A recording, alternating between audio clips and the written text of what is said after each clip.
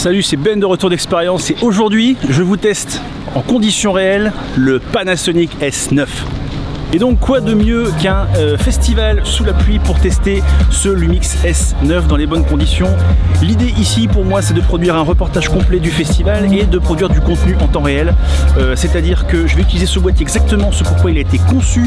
Je vais faire des photos notamment et un petit peu de vidéos que je vais envoyer directement par internet, par le Wi-Fi au directeur du festival qui va l'exploiter pour sa propre communication. Le boîtier a été pensé pour ça, donc on va voir ce que ça donne et en plus comme il pleut on va pouvoir vérifier si la non-tropicalisation pose un vrai problème. Et nous voilà de retour au studio pour parler de ce Lumix S9 qui est un prêt de la part de Lumix à ma demande. Après toutes les vidéos qui ont popé, après le voyage au Japon, après les articles, tout ce qui est sorti, j'étais plein de questions par rapport à ce S9 et du coup j'ai demandé à Lumix de me le prêter pour me faire ma propre opinion.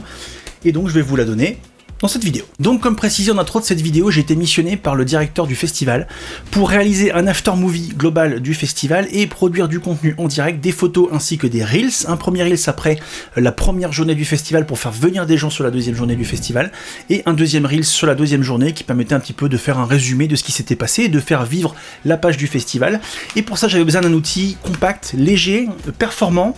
Et du coup le S9 me semblait tout indiqué, donc ça tombait très bien que je l'ai en prêt à ce moment-là. Le timing a été juste short, mais j'ai pu le tester dans les conditions théoriques dans lesquelles il a été conçu. Et au cours de cette vidéo, je vais vous balancer un max d'images que j'ai fait avec ce S9. Ce ne sont que des JPEG sortis de boîtier sans aucune retouche.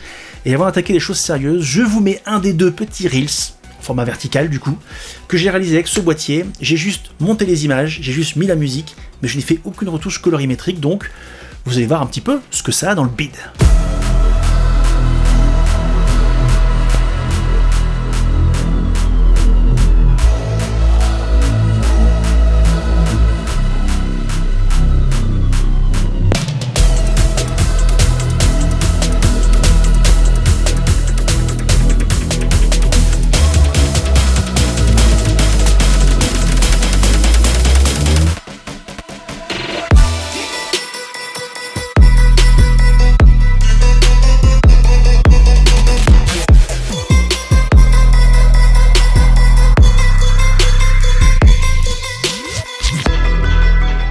En termes d'ergonomie, on est sur un petit boîtier de 483 grammes avec un capteur plein format de 24 millions de pixels, le même que le S5 II et la monturelle. Et ce petit boîtier existe en 4 coloris, en bleu, en rouge, en vert, en noir. Ce revêtement ici, on n'est pas sur le revêtement caoutchouteux et un peu épais dont on a l'habitude sur les autres boîtiers Lumix, on est sur quelque chose qui fait un peu plus ce sticker, pas sticker cheap, mais sticker quand même, c'est pas très épais, et pour le coup j'ai aucune idée de la durabilité que ce genre de petit revêtement peut avoir dans le temps.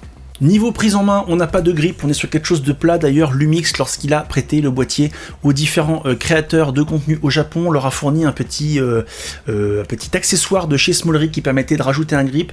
Et je pense sincèrement que dans beaucoup de cas, ce sera vraiment nécessaire. À l'arrière, vous avez un repose-pouce qui est un peu proéminent, qui pour le coup est vraiment très confortable. Ça permet, quand on le tient à l'horizontale comme ça, de bien le tenir, il n'y a pas de souci. Dès que vous êtes à la verticale, le boîtier a tendance un peu à glisser, c'est là que le grip a son intérêt. Et donc quand on n'a pas le grip, il faut quand même tenir le boîtier à deux mains parce qu'à une main, disons que c'est prendre un risque. En termes de molette, sur l'avant vous avez le shutter, sur le dessus vous avez la petite molette PASM avec les menus C1, C2, C3 entièrement personnalisables pour mettre vos préconfigurations. À l'arrière du boîtier, comme d'habitude chez Lumix, un écran sur rotule de plutôt bonne facture avec un bon tactile, une bonne luminosité. De base, il est, vous pouvez le régler, il va de -3 à +3. À 0, c'est un peu juste. À +3, vous avez quand même de la patate qui convient dans 95% des situations. Si j'avais une petite remarque à faire par rapport à cet écran, c'est qu'une fois qu'il est replié, on a un léger relief ici qui parfois est un petit peu gênant quand on fait des réglages. En tout cas, moi qui ai des grandes mains, parfois ça m'est arrivé de frotter un peu là, ce qui est une sensation qui n'est pas très agréable quand l'écran est refermé. Et maintenant on va évoquer un des points qui fâche, c'est l'absence d'un œilleton, d'un EVF. Moi le VF d'ordinaire j'utilise dans deux situations. J'utilise comme troisième point de contact, c'est-à-dire que je tiens mon boîtier comme ça et le fait d'être à l'œilleton, ça me permet d'être plus stable et de faire des plans plus smooth. Là il n'y a pas d'œilleton donc j'ai dû uniquement me reposer sur la stabilisation du boîtier dont on parlera un petit peu après. Deuxième intérêt de cet œilleton, c'est lorsque l'écran n'est pas assez lumineux, c'est-à-dire quand il y a énormément de soleil qui tape sur l'écran, ce qui n'est pas très souvent parce que l'écran est assez lumineux, mais il y a des moments où c'est un petit peu juste et là on est content d'avoir un œilleton pour pouvoir voir ce qu'on fait. Et là il n'y a pas d'œilleton donc il va falloir faire sans. Et pour être transparent avec vous, la première heure d'utilisation de ce boîtier sur le terrain, j'avais tendance à mettre mon œil dans un œilleton qui n'existe pas. Du coup, j'avais le réflexe de faire ça et de pas l'utiliser. Ça m'a pas mal perturbé pendant 1 heure. Et au bout d'un moment, j'ai fini par me faire à l'écran, qui est un écran de bonne qualité, parce que le tactile marche bien, il est quand même assez lumineux. Mais ça m'a un peu perturbé. Je peux comprendre que les gens qui n'utilisent leur boîtier qu'avec l'œilleton, ce soit un élément non négociable et que du coup ça rende ce boîtier absolument impossible à utiliser pour eux. Moi je m'y suis fait assez vite, même si je suis un utilisateur d'œilleton, ça n'est pas indispensable, c'est juste un confort supplémentaire. Là j'ai réussi à faire sans, mais je peux tout à fait comprendre que pour ceux qui utilisent l'œilleton habituellement, ce soit juste impossible. En termes de boutons, sur le dessus, vous avez 2 petits boutons personnalisables, vous avez un bouton d'enregistrement et un bouton de compensation d'exposition, mais tout est personnalisable sur ce boîtier. Vous avez le bouton iPhone, vous avez le bouton lutte, dont on parlera un petit peu après, qui fait la spécificité de ce Lumix S9. Vous avez 4 boutons à l'arrière qui sont également personnalisables, la petite molette ici qui est un petit peu trop souple, je suis pas le seul à l'avoir dit, mais je confirme ce que mes collègues ont dit, et c'est très souvent en le prenant dans la main que je me suis rendu compte que j'avais changé mes réglages, et ça je trouve que c'est assez pénible. Ce qu'on remarque, et moi qui a été le truc qui m'a le plus embêté sur ce boîtier, c'est l'absence d'un joystick qui n'aurait pourtant pas pris beaucoup de place, mais je trouve que vraiment ça manque. Moi je suis un vrai utilisateur de joystick, j'ai utilisé tous les modes autofocus du boîtier, mais j'aime bien utiliser un collimateur précis et le déplacer comme je veux. J'ai fini par m'y faire parce que le tactile de l'écran, Lumix a toujours été bon dans ses écrans tactiles et ça répond très bien, et au bout d'un moment, je dirais au bout de quelques heures, j'ai fini par arriver à faire toutes mes mises au point entièrement au doigt sur l'écran. C'est une question d'habitude, mais bon, j'avoue que si Lumix avait mis un petit joystick, j'aurais pas dit non, parce que c'est sûrement le truc qui m'a le plus perturbé sur ce boîtier. Donc là, on est à J2, je suis sur la scène, et donc à J2, je peux vous dire que J1, on s'est pris de la pluie, mais comme c'est pas possible, et je vais pouvoir vous parler de la tropicalisation, je vous l'ai déjà dit dans d'autres boîtiers, mais la tropicalisation, c'est bien quand on a des conditions extrêmes. Là, hier, je peux vous promettre qu'il y avait de la pluie, mais comme j'ai rarement eu, et que le boîtier, il a pris super cher, et qu'à un moment donné je me suis dit, je pense que Panasonic va m'en vouloir, mais en fait non, et le boîtier il a pris de l'eau de fou et ça n'a pas bougé, j'ai eu aucun problème, l'eau ne s'est pas infiltrée, donc la question de la tropicalisation n'est pas un vrai problème, donc ne vous inquiétez pas. Niveau tropicalisation, comme je viens de vous le dire, mais comme je vous l'ai dit dans plein d'autres vidéos sur des boîtiers non tropicalisés, ça n'est pas un problème. Sauf si vous utilisez votre boîtier dans une zone tropicale, sauf si vous êtes dans un désert, sauf si vous êtes dans un lieu extrêmement poussiéreux, où là la tropicalisation ça a un vrai plus. Mais dans un usage global, général, un peu plus lambda, il n'y a pas de problème. Moi je l'ai mis sous la pluie, si j'ai eu d'autres boîtiers non tropicalisés que j'ai mis sous la pluie, il n'y a pas eu de problème. Là, je peux vous dire que de la pluie, la première journée, il en a bouffé. Je dirais même qu'il en a bu, mais il n'a pas bougé. Le boîtier, il a tenu ses promesses, il n'est pas tropicalisé, l'eau ne s'est infiltrée nulle part, j'ai eu aucun problème. Donc, ceux qui crient à un gros problème de tropicalisation pour ce prix de boîtier, etc., non, c'est pas un problème, sauf si vous avez un usage très spécifique, mais si vous avez un usage très spécifique, le S5 II et le S5 IIX seront sans doute de meilleurs achats. Et donc en termes d'ergonomie générale, moi je trouve qu'avec les petites optiques 1.8 ça marche plutôt bien, notamment quand on fait du vlog, tenir par l'objectif, je trouve que c'est agréable.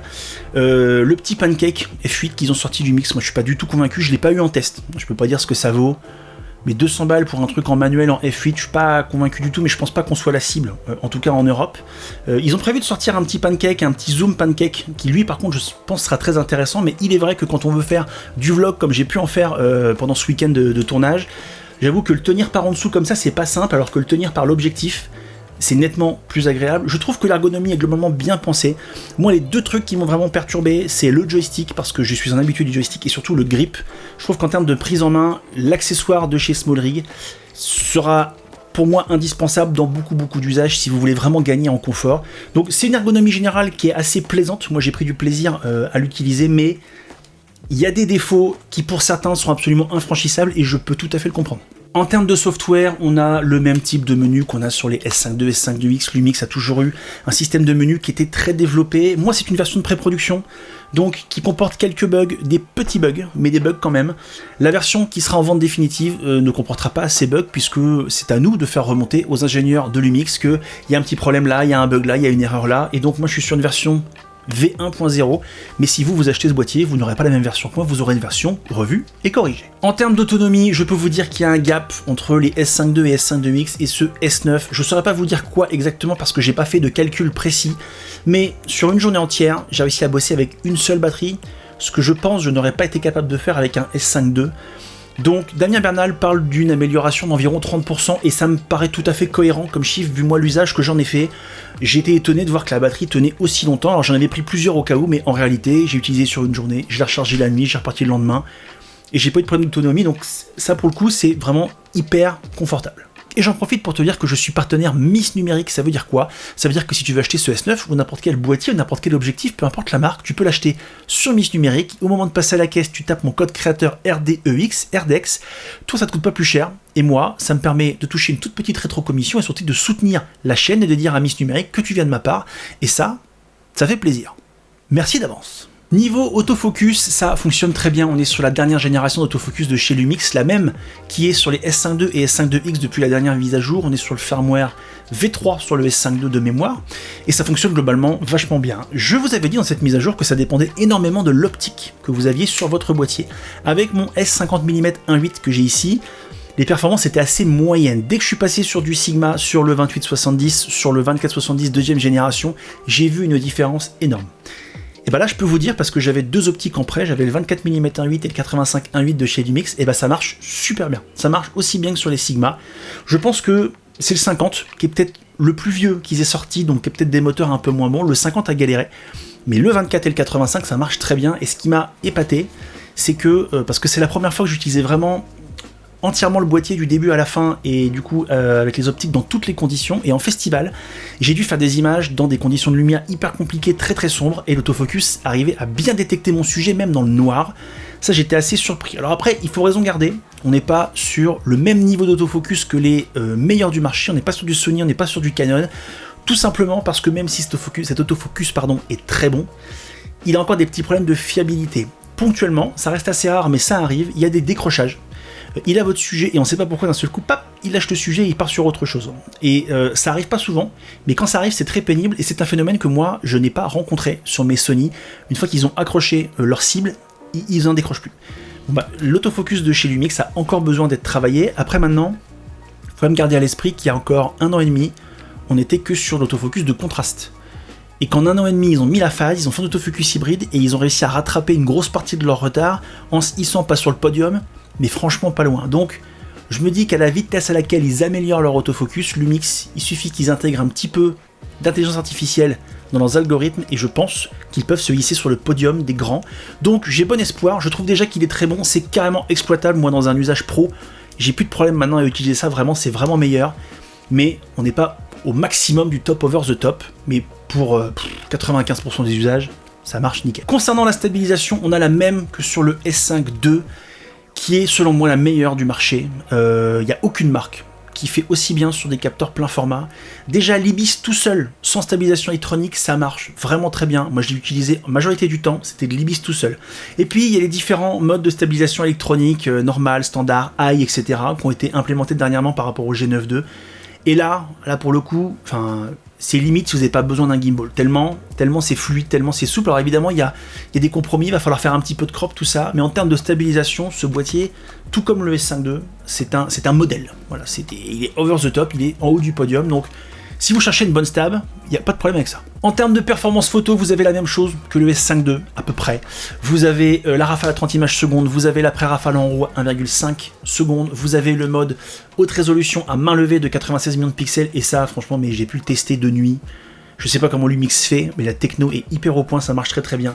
Vous avez quand même un compromis, qui n'est pas un petit compromis, je pense, mais qui est un compromis, c'est que vous n'êtes pas sur un buffer très élevé, vous êtes sur un buffer de 35 RAW, ce qui fait grosso modo 1 seconde de rafale à pleine vitesse, et de mémoire sur le S5 II on doit être 3 fois plus élevé, donc si vous utilisez des rafales, ce sera un peu juste. Et maintenant on va attaquer le deuxième sujet qui fâche sur ce boîtier, c'est l'absence d'un obturateur mécanique. Parce que oui, ce boîtier ne dispose que d'un obturateur électronique. Et un obturateur électronique, ça a des qualités, mais ça a surtout deux défauts. Le premier défaut, c'est le phénomène de banding. Ça veut dire que selon la qualité de votre lumière, si votre lumière n'est pas de bonne qualité, vous aurez des bandes noires sur vos images, et ça, c'est quasi impossible à rectifier. En vidéo, un peu plus qu'en photo, mais en photo, à moins de faire du Photoshop, ça va devenir très pénible. Deuxième phénomène assez pénible avec l'obturateur électronique, c'est les déformations à haute vitesse. Dès que vous allez faire une photo un peu rapide, typiquement un joueur de foot qui tire à pleine balle dans un ballon, le ballon ne va pas être rond, il va être ovale. Ça, c'est le problème de l'obturateur électronique, et c'est emmerdant. Et maintenant qu'on a parlé théorie, on va parler pratique. Parce que sur le terrain, j'ai suivi la prestation de Julien Granel. Si vous ne connaissez pas Julien Granel, c'est un petit monsieur avec des cheveux de toutes les couleurs qui court et qui saute partout. Le type est ingérable, il fait une prestation qui est assez impressionnante à voir, mais il est très difficile à capter parce qu'il bouge tout le temps. Et j'ai fait des photos et des vidéos de ce type-là et je n'ai pas eu de déformation. Alors, ça ne veut pas dire qu'il n'y en a pas, ça veut dire que globalement, en termes de déformation, j'ai pas eu trop de soucis. Niveau banding, en revanche, c'est variable.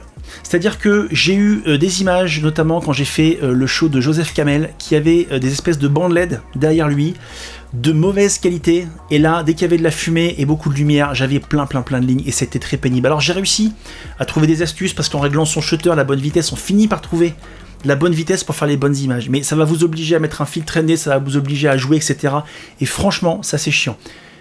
Pour autant, ces phénomènes de banding sont moins prononcés que sur mon A7 IV, puisque je faisais des images également avec mon A7 IV. Avec mon A7 IV, j'avais des moments où j'avais des traits qui s'affichaient sur mon image, qui ne s'affichaient pas ici. Donc je ne sais pas pourquoi, chaque marque a ses propres astuces. C'était moins perceptible ici que sur l'A7 IV. Néanmoins, ça existe là-dessus. Alors, on va me rétorquer que oui, mais il y a le SynchroScan. C'est vrai, c'est une option qui permet de scanner votre image et de régler votre shutter non plus à, je sais pas, 1 centième, mais à 1 centième, virgule 4. Et le fait de mettre des virgules, ça permet de faire un shutter plus précis qui s'aligne sur la vitesse du courant, sur la fréquence du courant, et du coup d'éliminer le banding. Sauf que le SynchroScan, ça prend du temps. Et là, moi, j'étais dans un shooting qui nécessitait beaucoup de vitesse. J'avais pas le temps de faire un SynchroScan. À chaque fois, je faisais un truc. J'ai dû aller très vite, et donc, du coup, j'ai dû avoir un petit peu de perte et des images qui ont été foutues. Pas beaucoup, mais il y en a eu quelques-unes quand même. Donc, obturateur mécanique, ça aurait été bien de le mettre pour compenser. Alors, je ne sais pas quel compromis ça aurait demandé en termes de prix, en termes de place, de mettre un obturateur mécanique. On peut faire sans. Moi, j'ai réussi à faire une prestation sans, et franchement, le résultat est plus que satisfaisant. Je suis très content de ce que j'ai fait.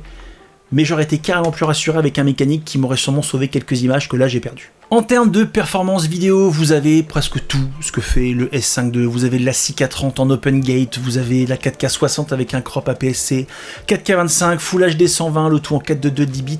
En interne, vous avez le Vlog, vous avez un double ISO natif à 640 et à 4000. D'ailleurs, en parlant de double ISO natif, vous avez une montée en ISO qui est super. C'est comme sur le S5 II, moi j'ai fait plein d'images à 12800 ISO et ça bruite assez peu. Je trouve que Panasonic commence à avoir une vraie maîtrise de la montée en ISO. Donc à ce niveau-là, c'est un bon point.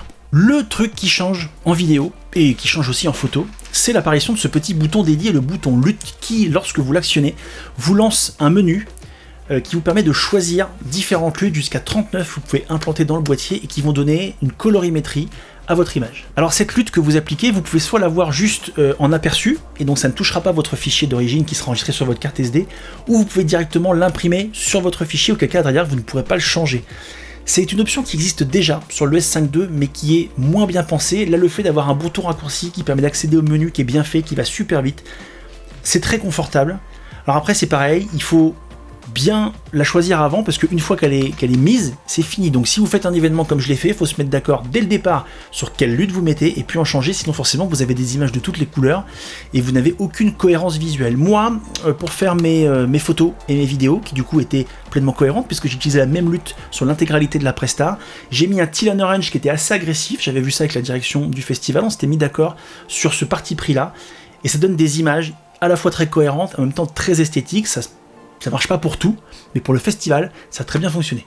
Ce qui est intéressant avec ce système de lutte en interne, c'est que vous pouvez les modifier avec des profils d'images directement dans votre boîtier. Vous pouvez aussi le faire avec la nouvelle application dont on va parler après, mais dans le boîtier, vous pouvez faire un profil d'image, vous prenez une lutte, vous changez son opacité, sa luminosité, son contraste, sa saturation, vous avez le HSL qui permet de changer chacune des couleurs avec sa saturation, sa vibrance, vous pouvez changer la courbe, vous pouvez à peu près tout changer directement dedans ou sur l'application, et ça, quand on aime travailler sa couleur, c'est hyper agréable. Parce que personnellement, je ne suis pas étalonneur. Je sais étalonner mes plans, je sais faire quelque chose qui me plaît, qui est correct, qui plaît à mes clients, mais ce n'est pas mon métier étalonneur, ça demande beaucoup de connaissances pour faire quelque chose de très pointu, de très précis, de très esthétique.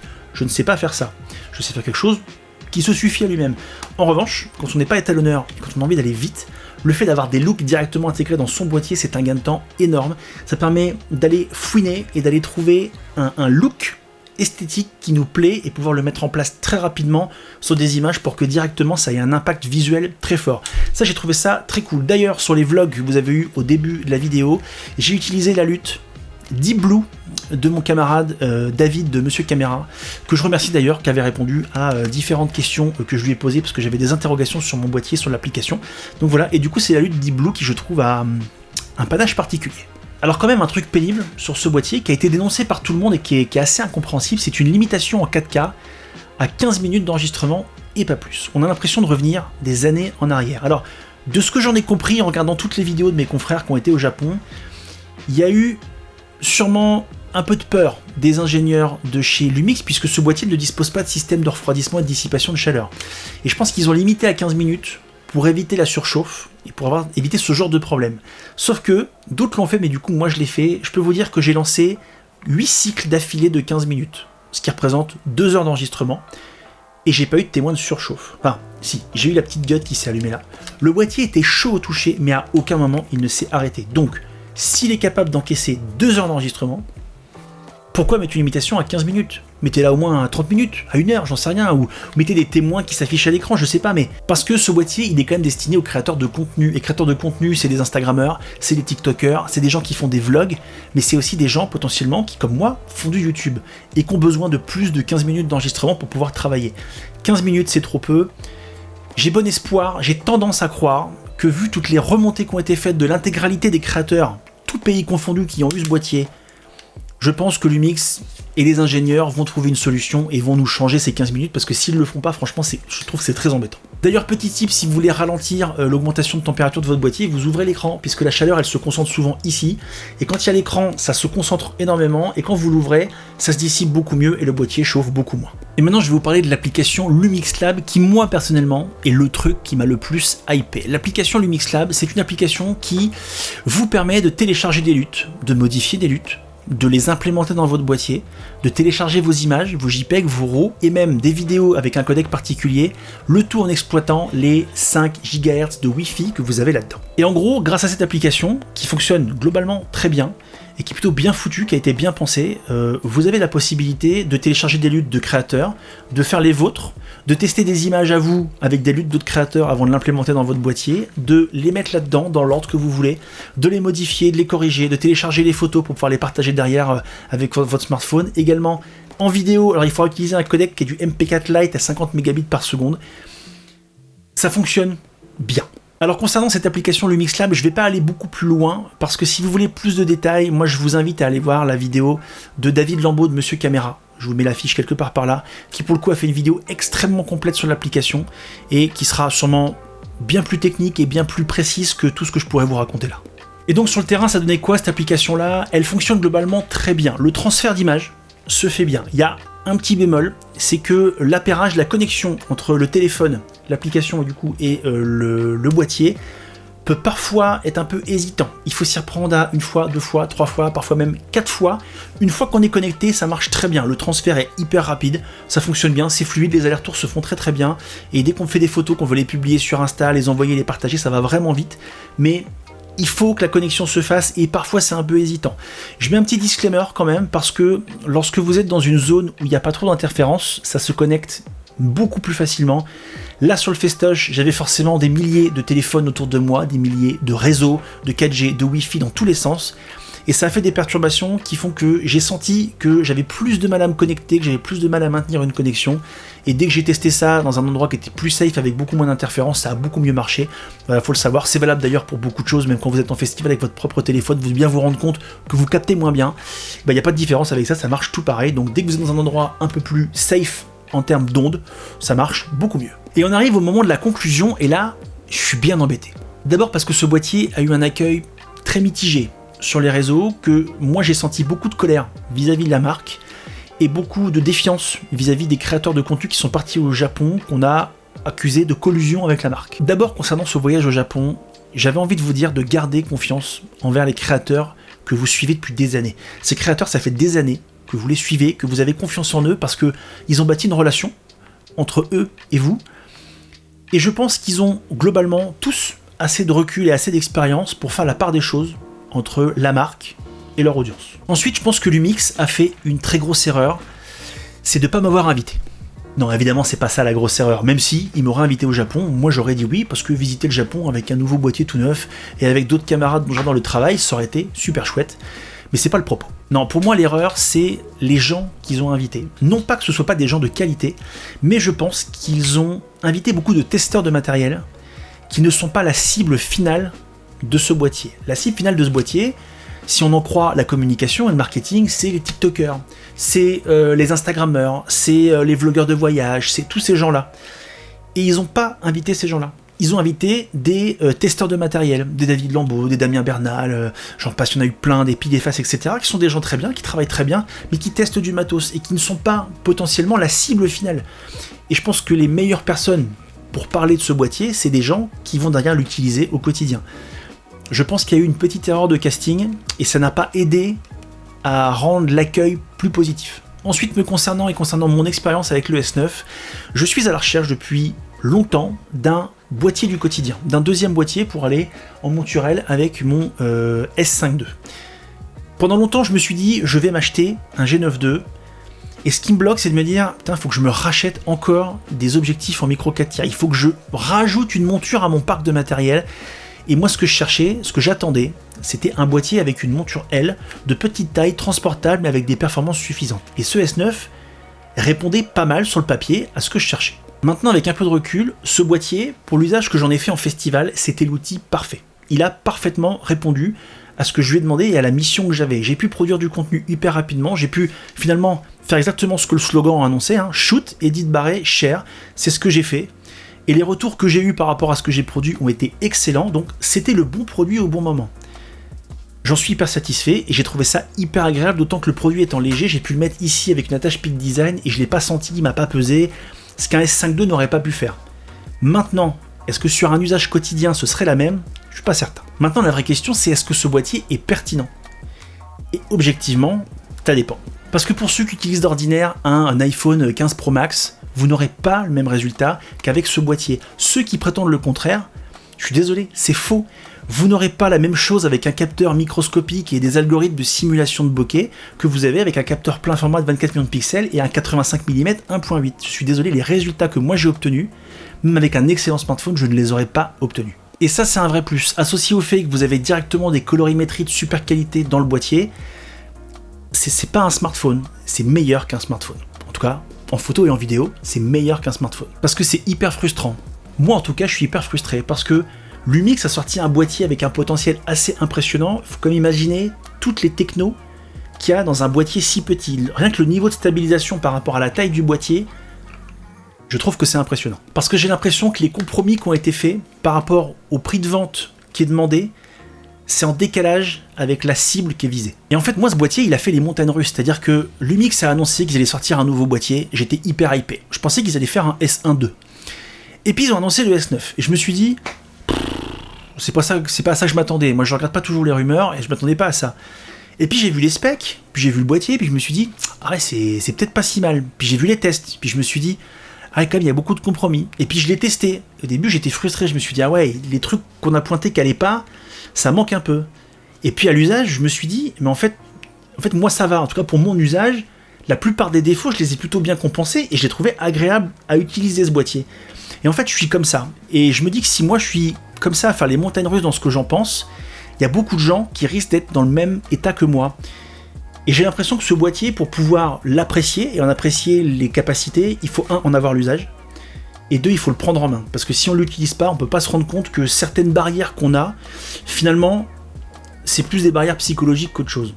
Maintenant, c'est pas un boîtier qui peut plaire à tout le monde. Je pense que Lumix a fait le choix de sortir un boîtier qui divise, qui va plaire énormément à certains et pas plaire du tout à d'autres. Pour le coup, c'est exactement ce qu'ils ont fait.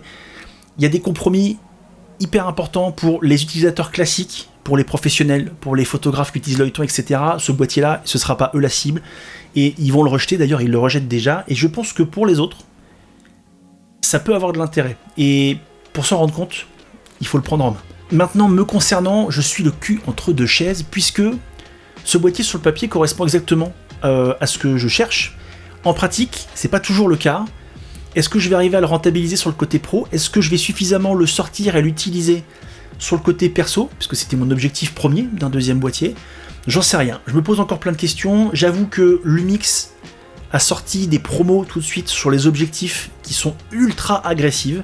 Il y a un truc avec vous achetez un objectif et puis il y a un truc de cumulable sur plusieurs optiques, enfin c'est très très agressif. Et je me pose plein de questions. Et on verra d'ici cet été si j'ai les réponses. Voilà, c'en est fini pour moi. J'espère que la vidéo vous aura été utile. C'est une vidéo qui a été difficile à écrire, qui a été difficile à tourner, parce que c'est la deuxième fois que je la tourne.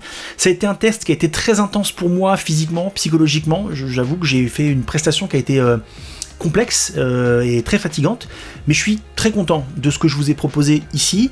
Je compte sur votre bienveillance dans les commentaires. J'espère qu'il n'y aura pas juste de la colère. Argumentez, discuter. On est là pour discuter. Moi, je suis là j'ai la chance d'avoir une communauté de gens bienveillants et intelligents, donc montrez-moi que j'ai raison. Si vous n'êtes pas d'accord, si vous n'aimez pas ce boîtier, si vous intéresse pas, dites-le, mais ne soyez pas agressif. Et en attendant la prochaine vidéo, prenez soin de vous. Salut!